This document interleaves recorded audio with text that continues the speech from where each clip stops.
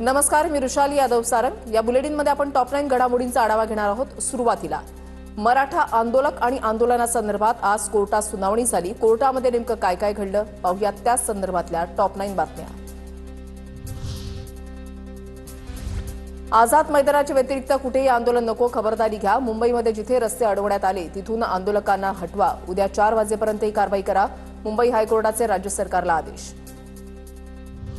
बाहेरून येणाऱ्यांना वेशीवरच अडवा। मुंबईमध्ये आंदोलक येत असतील तर प्रतिबंध करा, कोर्टाचे आदेश।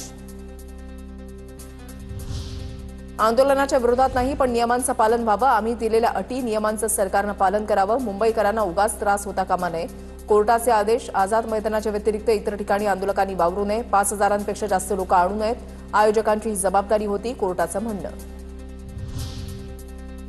जरांगेंच्या आंदोलनाविरोधातील याचिकेवर हायकोर्टामध्ये सुनावणी। जरांगेंचं आंदोलन बेकायदेशीर, सर्वसामान्यांना त्रास का, याचिकेमधून सवाल। तर उद्या दुपारी 3 वाजता पुन्हा सुनावणी, त्यात काय ते ठरवू, कोर्टाची माहिती।